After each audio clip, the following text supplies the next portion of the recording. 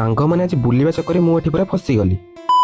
Show hey everyone, welcome to my another video. ସେଦିନ ଶାମ୍ବ ଦଶମରେ ଖିଆକୁ ସାଥି ମୁଁ ଚାଲିଥିଲି ବୁଲାବୁଲି କରିବାକୁ ଏଇ ତିନି ମାଙ୍କଡଙ୍କ ସହିତ। ଦେନ୍ ଫାଷ୍ଟ ଆମେ ଯାଇ ସବୁ ପହଞ୍ଚି ଯାଇଥିଲୁ ଆମ ଆଡିଆ ନିକଟସ୍ଥ ଥିବା ସି ବିଚ୍ ପାଖରେ। ଆଉ ସେଠାକାର ଭ୍ୟୁ କିଛି ଏମିତି ଥିଲା, ପୁରା ଜବରଦସ୍ତ। ଆଉ ଏପଟେ ଯେ ଜଣେ ଫଟୋ ଉଠେଇ ବୋଲି ମାଙ୍କଡଙ୍କ ପରି ପୋଜ ଉପରେ ପୋଜ ଦେବାରେ ଲାଗି ପଡୁଛି। ସତ କହୁଛି ସାଙ୍ଗମାନେ, ଏମାନଙ୍କୁ ସବୁ ଦବ କିନ୍ତୁ ଏମାନଙ୍କ ହାତରେ ନିଜ ମୋବାଇଲ କେବେ ଦେବ, ନହେଲେ ଏମାନେ ତମର ଫ୍ରିରେ ବି ପ୍ରମୋଶନ କରିଦେବେ।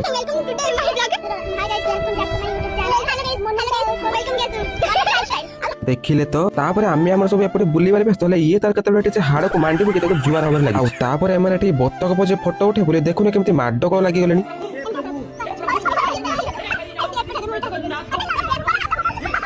ଭାଇ ଏତେ ଫଟୋ କାଙ୍ଗାଳି ଯେ ଫଟୋ ଉଠେଇ ବୋଲି କୁଆଡୁ କୁଆଡେ କଣ ସବୁ ଖୁଣ୍ଟି ଖାଣ୍ଟି ନେଇ ଆସୁଛି ଆପଣ ମାନେ ନିଜେ ହିଁ ଦେଖିପାରୁଥିବେ।